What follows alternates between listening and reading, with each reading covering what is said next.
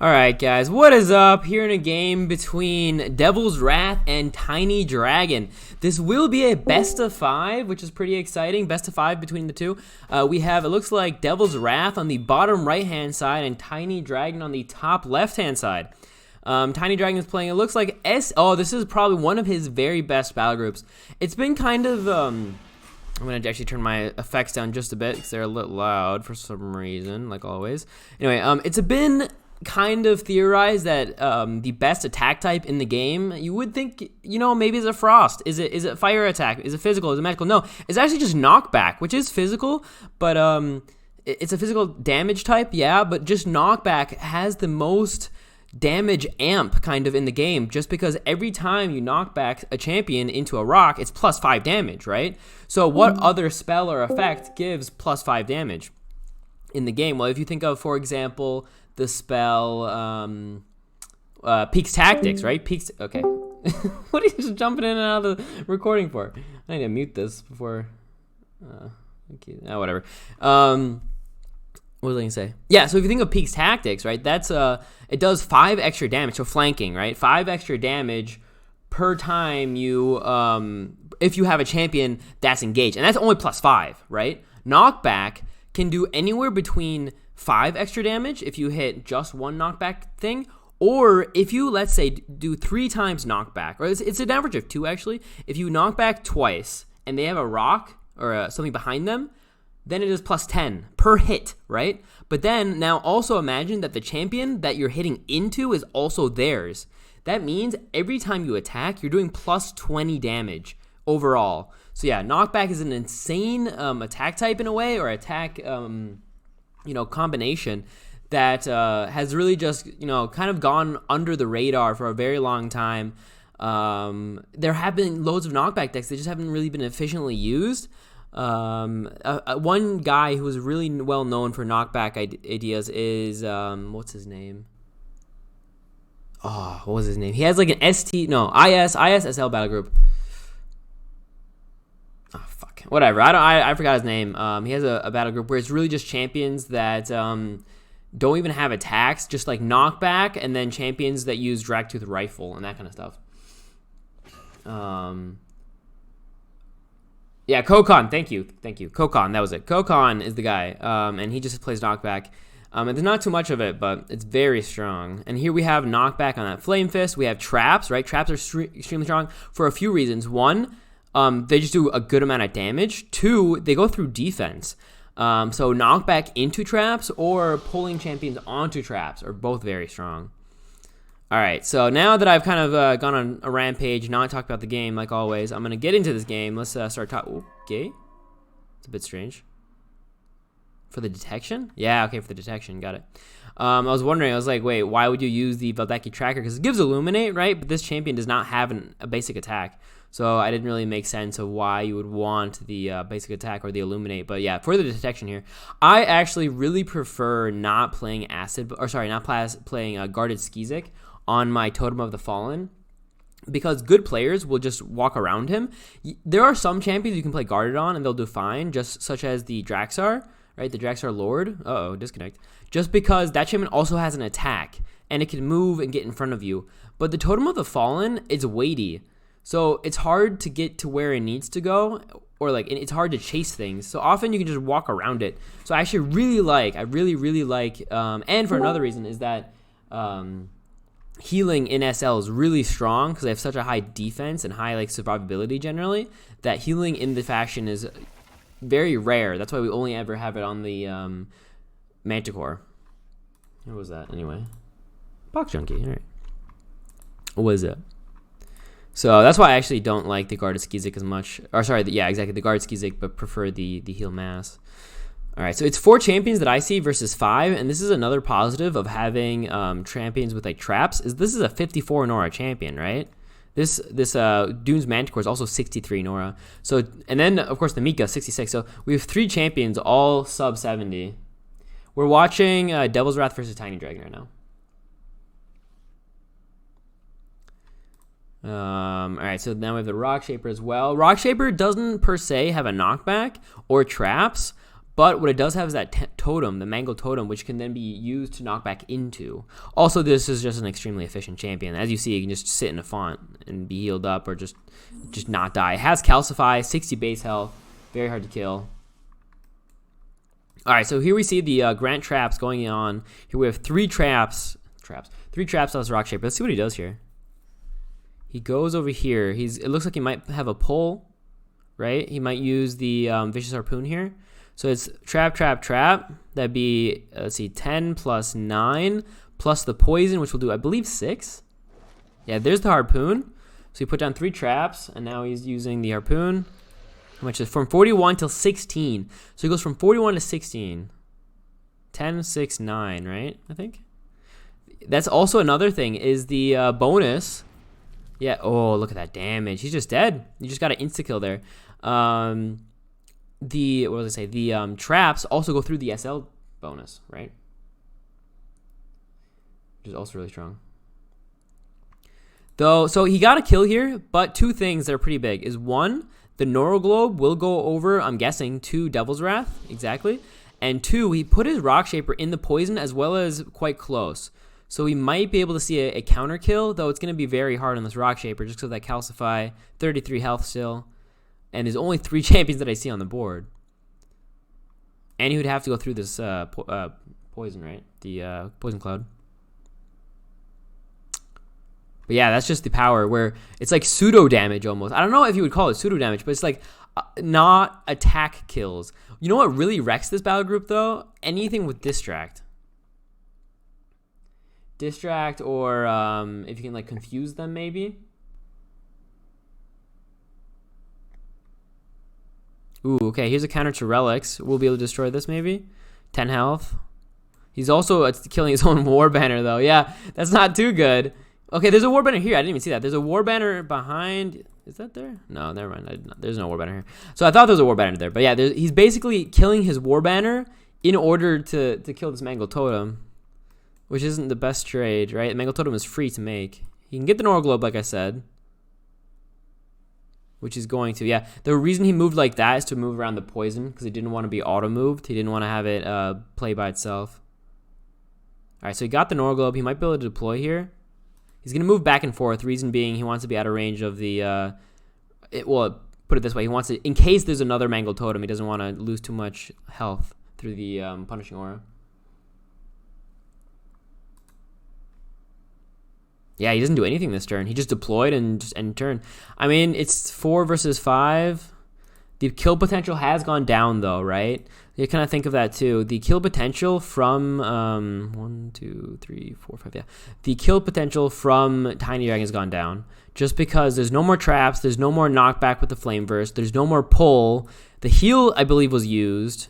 So, at least for the next few turns, the kill potential is gone. There's damage potential, but very little kill potential, in my opinion.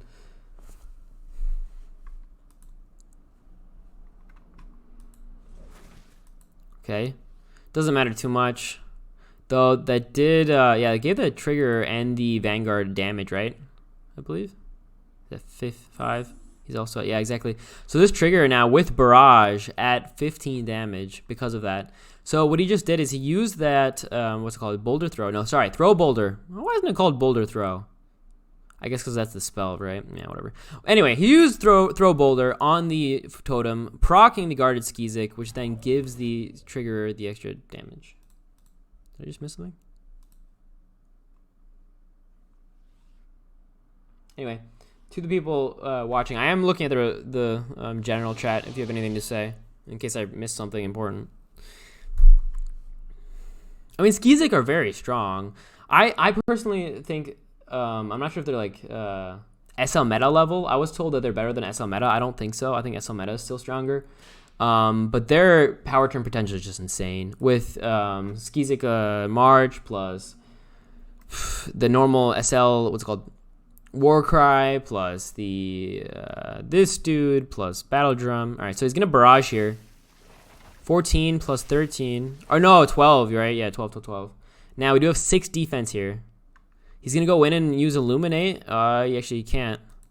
I was going to say, because the Valdaki Sentry, you can upgrade him, depending. You can upgrade him with either illuminate himself or the throw javelin.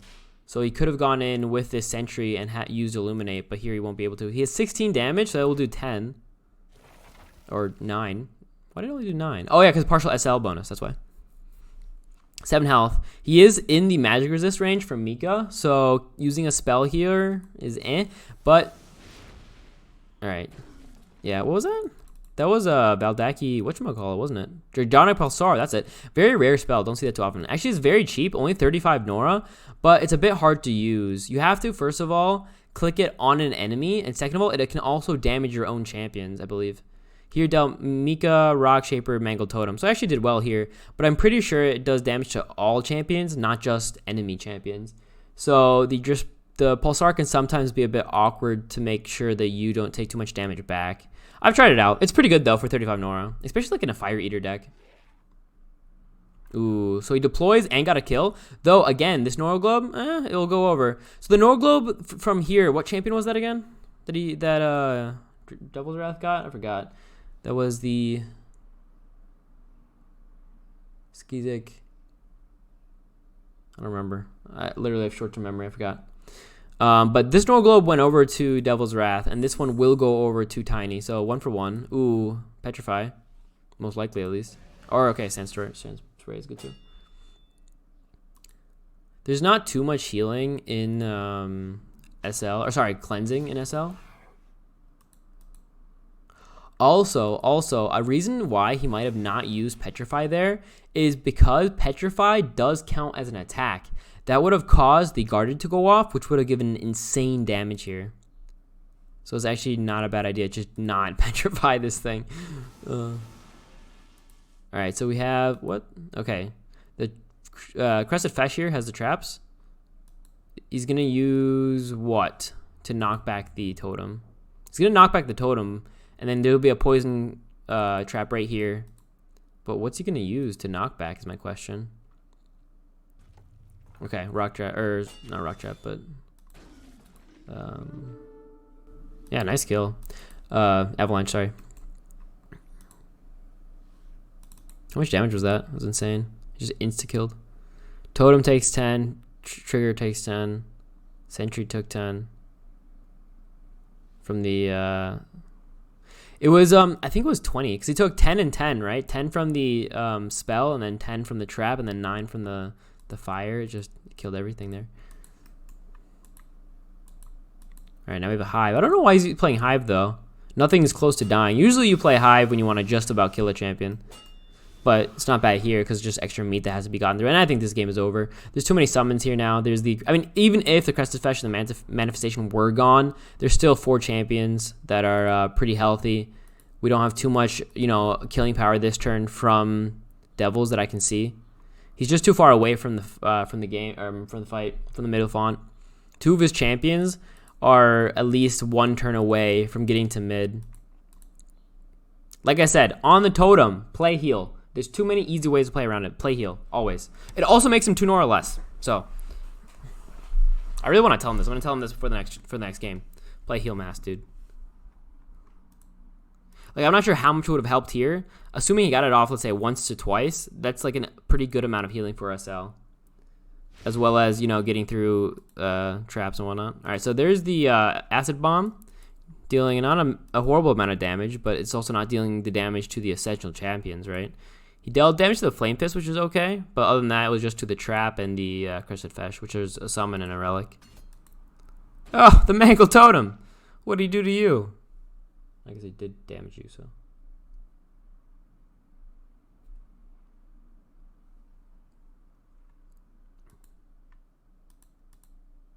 Hive at 12 health.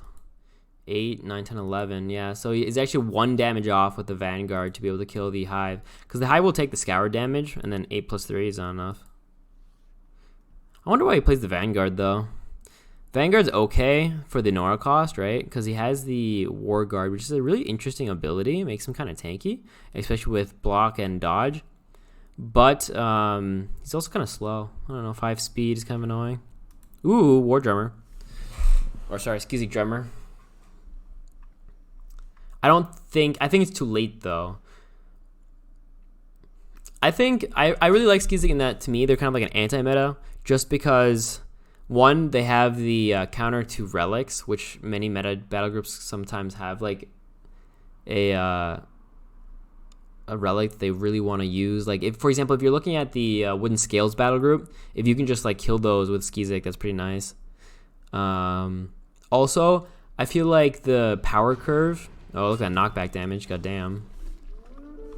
Yeah, this damage on the War Guard and the Vanguard don't even matter anymore. I mean, with a Battle Drum, so we're going to see Battle Drum next turn. Yeah, he's petrified now. We could see a cleanse, but he'll come out with only 4 AP, right? You can't gain AP while petrified. And he just puts his manifestation in the way, just so that even if Devils wants to deal damage to an actual champion, he can't. There's just too much meat in the way.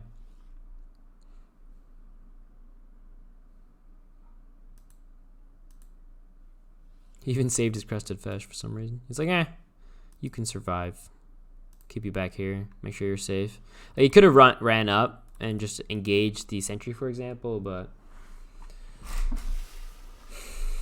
Alright, what's his plan? I don't see anything. He can kill 2 champions and still behind, and that's when you know you've lost. Even if you can kill 2 champions and still not be ahead, then to me you haven't won, and you're not going to win. Tinydragon's in chat, and he says game is easy. Hasn't even won yet. He just says game is easy. Yeah, okay, but he's playing a pretty damn good deck. But I mean, these guys were very even back in the day. Like, these guys would just go back and forth on who would win more and stuff. But I think that this battle group discrepancy is a bit off. I'm not sure. Disparity, sorry, not discrepancy. Actually, could you use either word? I'm not sure. Game is easy. Hope Devils can learn something from my games. That's what Tinydragon says.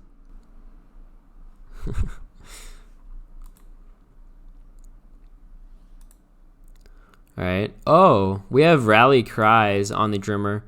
I actually play or I'm not sure which one, but there's you can play a different ability that causes Distracted as well as Charmed on all the enemies, and I really like that ability because it makes it so the Drummer is even harder to kill. Like, he's hard to kill because he has 2 base defense, but it makes it even better when you have the Charm thing. I forgot what it's called. Alright, so we could see this manifestation move bottom here to the other font next turn, place a relic maybe.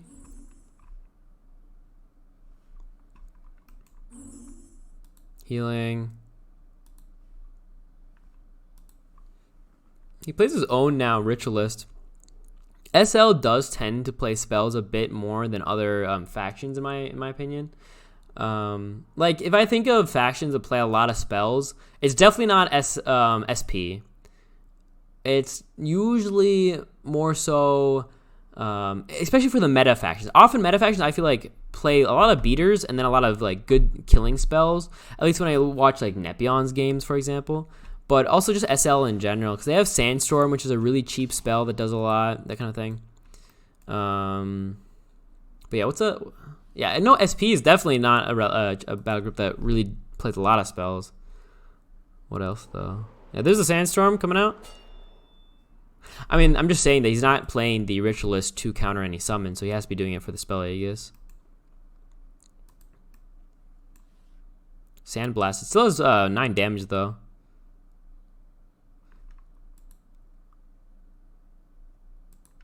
From the War Banner and from, I'm guessing, from the Skeezick Rebel? I haven't really been paying attention. I think from the Skeezick Rebel. More traps. Traps actually go through the War Guard in a pretty good way. You just AoE him down. Or that. He just insta-kills the... Holy shit! He was at like 30-something health, and he just insta-kills the Skeezick Drummer with all those traps. Oh no. Skeezick Drummer, 10 physical, 6 acid, 9 fire, 10 physical. He took what, 26, 20, 25 damage just in traps? God damn. Because the Trapsmith also has lay trap acid. I always forget about that. So not only can you lay the, or as grant the traps, you can also lay your own trap with the grant acid. So he just took 4 traps to the face.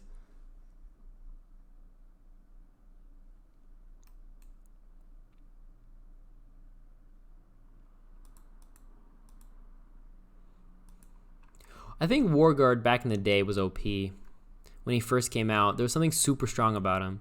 I know Warguard was always good, and when I first started playing when I was younger, I didn't think it, I was like, wait, he only has 40 health. How can he be any good? But then you had to hit him like 6 times no matter what, which made him really strong just because, having to hit anything 6 times, like being forced to do that is just strong.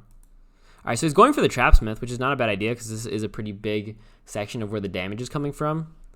But I think it's just too late. He doesn't have any magic damage either, right? Like, how is he going to ever deal with the Spirit of the Mountain? SL just also doesn't have too much magic damage in itself. Like, they have the... Oh, what's this? All right, so there's the Cleanse with the Dragon God Staff. He'll get the kill here with the Rend. Or, sorry, the Eviscerated. Who's Eviscerated, though, on that note? Oh, because of the Bolter. Bolter is Eviscerated. Or Rend, sorry.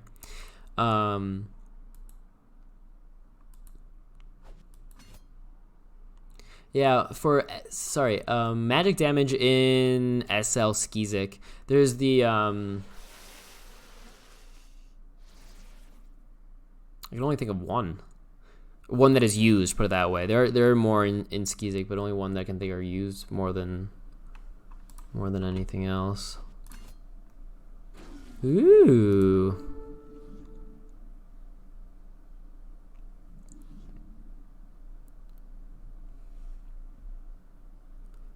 Yeah, I just got a message. Oh, ranks have reset. That's true.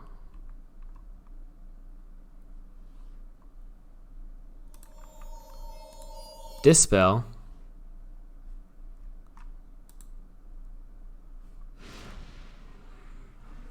All right, Warguard. How many are left? Does it say? Warguard 2. Okay, so 2 more attacks needed to kill this guy.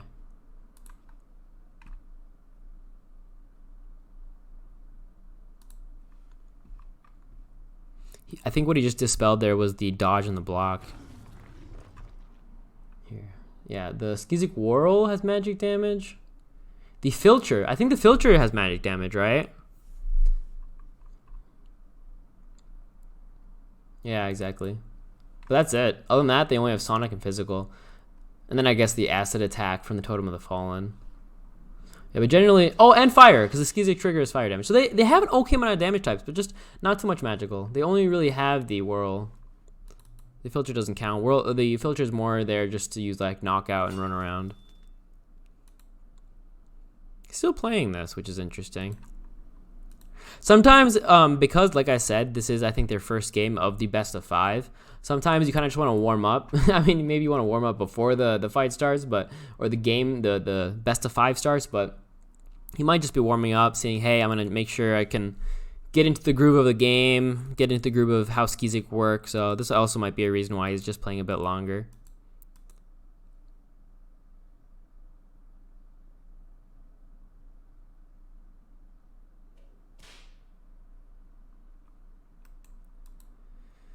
Drive, he's at 17 damage, not bad. Plus 8. He has 3 from the Enrage, 2 from the Driven, 2 from the Skeezick Alliance, 1 from the War Banner.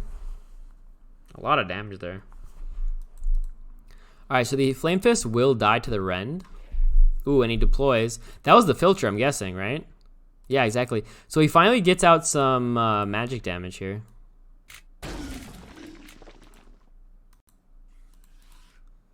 Magic damage now to hopefully deal with this Spirit of the Mountain's 34 health. He's actually... This is one of those moments where I'm like, oh, he's doing okay, but he's actually just going to die next turn. Exactly. Something like that. He also gets both Nor Globes there, right? Which is really big. He killed the War Guard. The Nor Globes went over to Tiny. He can probably even deploy now. He heals up some. Only actually heals the Mika, though. Yeah. And the Spirit of the Mountain can just run away. Like, even though there's the Filter here, you can just walk away from it. The Filter doesn't have enough damage. How you have to play Skeezick is kind of just hit that mid-game 5 champs and then just bum rush them. Yeah, exactly. He's just going to walk away now. Here's the Filter. He becomes de-stealthed by the Snogvy's Greeting. But, yeah, it's just... We could maybe see a Quickening. Let's see. Quickening would actually get the kill. No, not even. Quitting would only do 20, and he's at 34.